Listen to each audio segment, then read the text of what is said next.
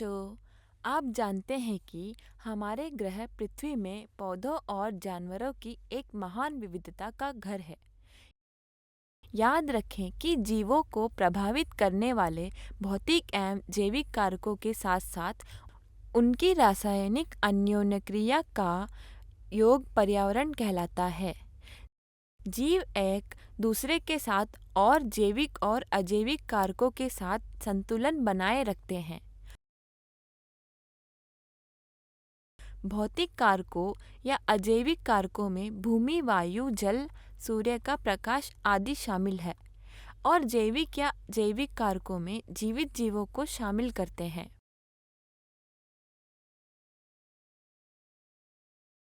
वह स्थान जहाँ जीव रहता है उसे जीवमंडल कहा जाता है।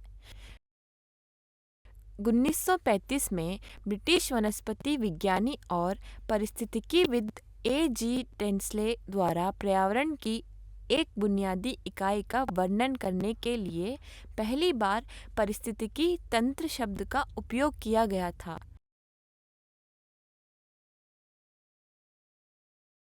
पारिस्थितिकी तंत्र शब्द को पर्यावरण में रहने वाले एक व्यक्ति और अन्य जीवों के बीच संबंधों का अध्ययन करने के रूप में परिभाषित किया गया है।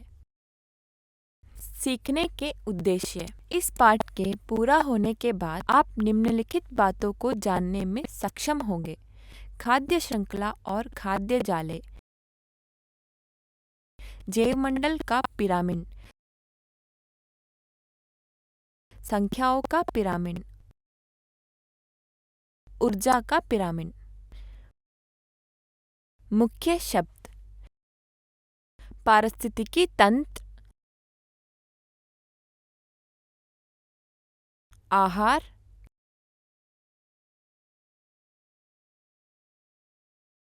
खाद्य जाल,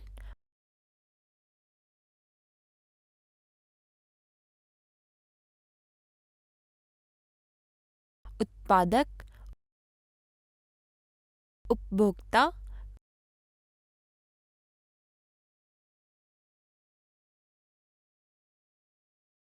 विज्ञघट,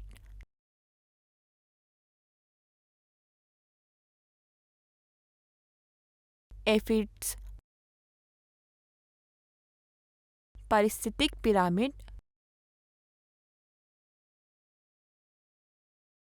जैवपिंड। आइए हम यहाँ पारिस्थितिकी तंत्र के संकल्पना मानचित्र का अवलोकन करें।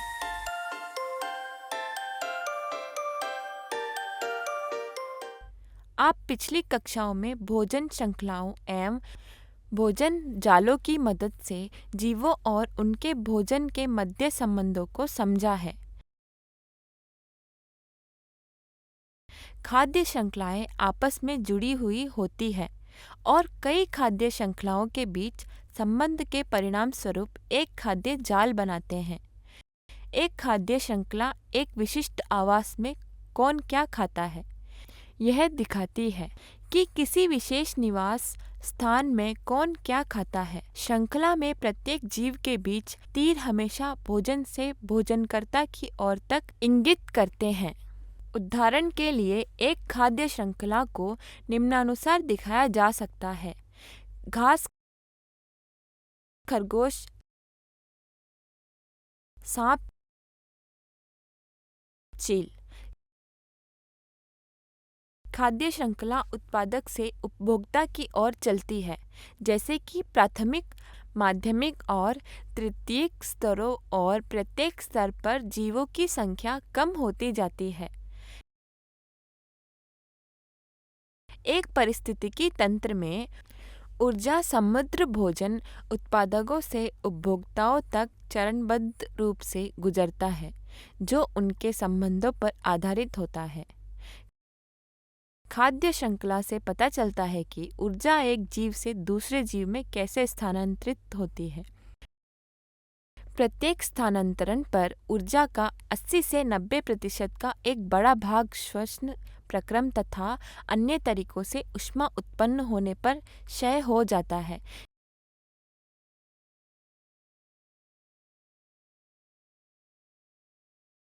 इस प्रकार 3 या 4 चरणीय खाद्य श्रृंखला में जीवित जीवों के लिए बहुत कम ऊर्जा होती है। जीव मंडल के भीतर कई प्रमुख पारिस्थितिकी तंत्र हैं, जैसे कि स्थलीय, जलीय और रेगिस्तानी पारिस्थितिक तंत्र।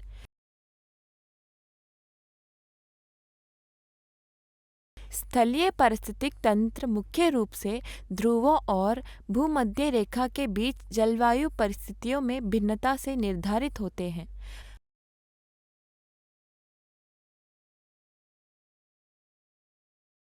हम आधार पर उष्णकटिबंधीय वर्षा वनों से शुरू होने वाले तुलनीय पारिस्थितिक तंत्र पाते हैं और शिखर पर सतत बर्फ और बर्फ के साथ समाप्त होते हैं। इन पारिस्थितिक तंत्रों को प्रभावित करने वाले जलवायु कारक वर्षा, तापमान और सूर्य के प्रकाश की उपलब्धता है।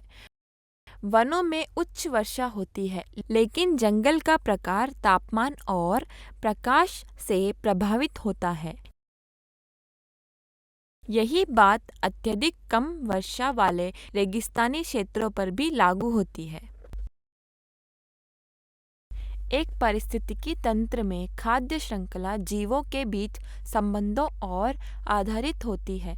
उदाहरण के लिए तेलाकई कीटभक्षी पक्षियों और गवैया, सोनपंखी और अन्य कीड़ों द्वारा खाए जाते हैं।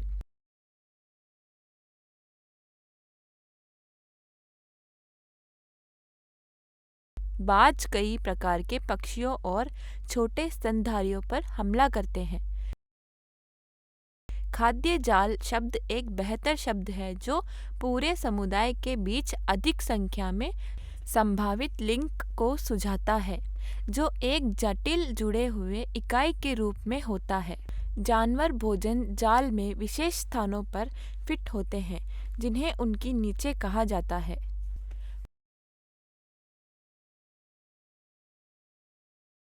पौधे के रस को चूसने वाले एफिड्स एक जगह पर कब्जा कर लेते हैं।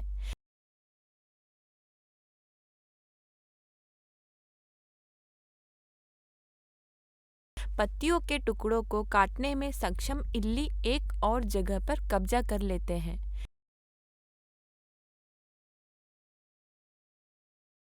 एक नीचे बड़े चारागाह जानवरों जैसे कि हिरण द्वारा कब्जा कर लिया जाता है। सभी जंतु पत्तियों पर भोजन करते हैं, लेकिन वह आकार तथा भोजन के तरीके दोनों में भिन्नता होती है। आला शब्द भोजन के प्रकार और जीवन के तरीके के आधार पर खाद्य जाल में जानवर की स्थिति को दर्शाता है।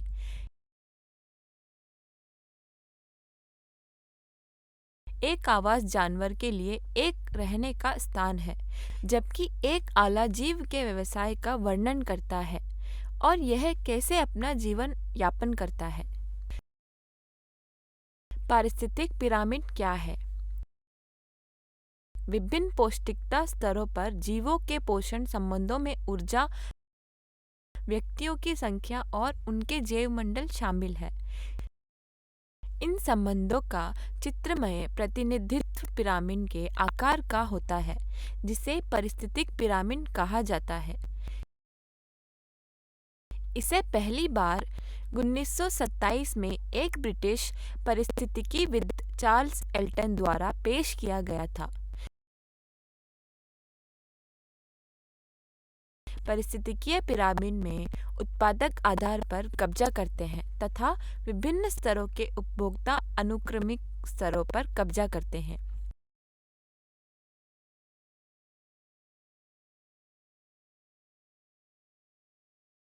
इस प्रकार तृतीयक उपभोक्ता पिरामिड के शिखर का निर्माण करते हैं।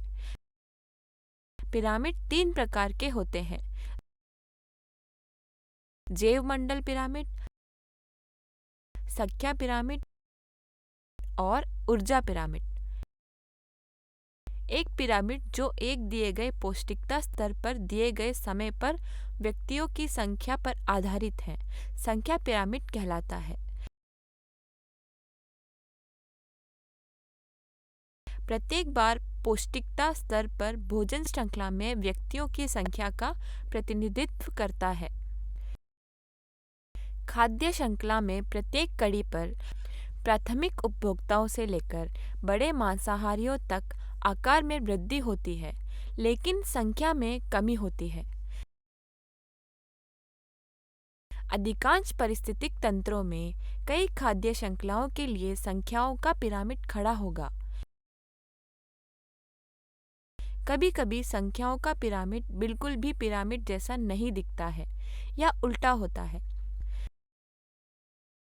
यह तब हो सकता है जब उत्पादक एक बड़ा पेड़ है या यदि किसी भी पौष्टिकता स्तर पर जीवों में से एक बहुत छोटा है।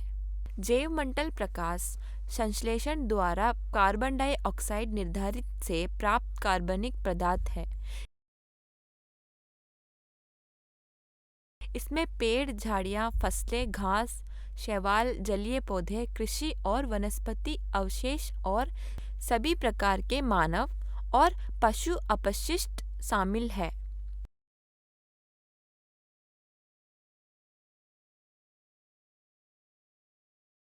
किसी भी प्रकार के पौधे या पशु जो ऊर्जा में परिवर्तित किया जा सकता है, जैवमंडल कहलाता है।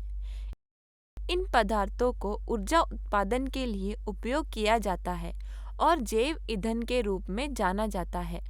जैवमंडल का पिरामिड विभिन्न पौष्टिकता स्तरों पर जीवित पदार्थ या जैवमंडल की मात्रा के बीच संबंधों का प्रतिनिधित्व करता है।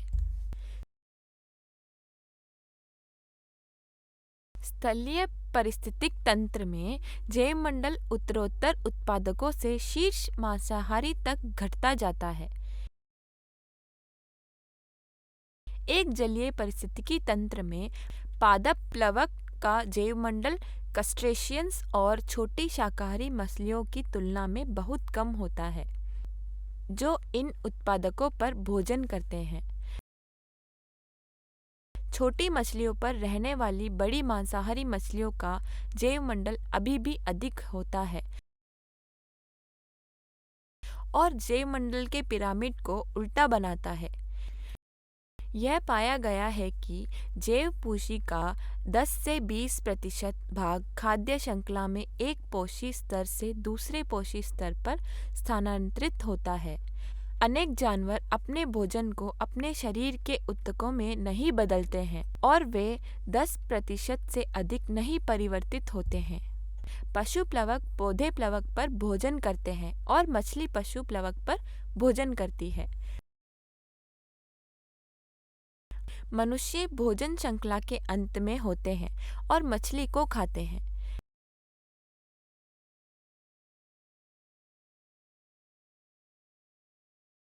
इसमें लगभग 90% भोजन प्रत्येक चरण में खो जाता है।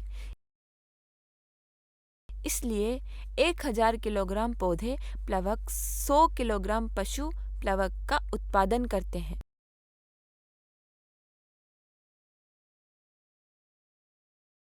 जो 10 किलोग्राम मछली का उत्पादन करते हैं और 1 किलोग्राम मानव ऊतक का उत्पादन करते हैं, जिसमें मूल पौधे की ऊर्जा की हानि होती है।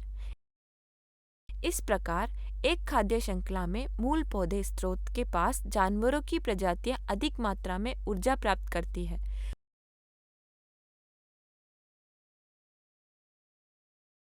दूसरे शब्दों में, खाद्य श्रृंखला में कम चरण होने से शीर्ष पर स्थित प्रजातियों के लिए उतनी ही अधिक ऊर्जा होती है। भोजन जीवों के लिए ऊर्जा का स्रोत होता है, जो वृद्धि और शरीर के अंगों के पुनर्निर्माण में उपयोग किया जाता है। भोजन रासायनिक ऊर्जा होती है और इसका संग्रहित रूप संभावित ऊर्जा होता है। प्रत्येक स्तर पर निश्चित ऊर्जा की मात्रा के आधारित एक पिरामिड का निर्माण ऊर्जा पिरामिड कहलाता है। किसी भी पारिस्थितिकी तंत्र में किसी भी खाद्य श्रृंखला के लिए ऊर्जा का पिरामिड हमेशा खड़ा होता है। सूर्य की ऊर्जा, कार्बन डाइऑक्साइड और पानी की ऊर्जा को प्रकाश संश्लेषण द्वारा उपयुक्त रूप में उपलब्ध कराई जा सकती है। खाद्य श्रृंखला और खाद्य जल उत्पादकों से विभिन्न उपभोक्ताओं तक भोजन और ऊर्जा के हस्तांतरण में मदद करते हैं। पशु पौधे या पशु के भोजन से या दोनों से खनिज प्राप्त करते हैं। असमकृत ऊर्जा वृद्धि और प्रजनन के माध्यम से नए जैवमंडल के संश्लेषण के लिए उपलब्ध है। जीव अपने जैवमंडल को मृत्यु या बीमारी द्वारा खो देते हैं और अपशिष्ट खाद्य श्रृंखला में प्रवेश करते हैं। जीवों का अपघटन सामग्री को पर्यावरण में वापस प्रवाहित करने की अनुमति देता है। पदार्थ लगातार चक्रण करते रहते हैं तथा जीवों एवं उनके पर्यावरण के बीच पदार्थों के ऐसे प्रवाह को पदार्थों का चक्रण अथवा जैवभू रासायनिक चक्र कहते हैं। प्राकृतिक समुदायों में काम करने या गर्मी के रूप में व्यर्थ होने वाली ऊर्जा को अन्य जीवों द्वारा उपभोग नहीं किया जा सकती है और हमेशा के लिए पारिस्थितिकी तंत्र में खो जाती है।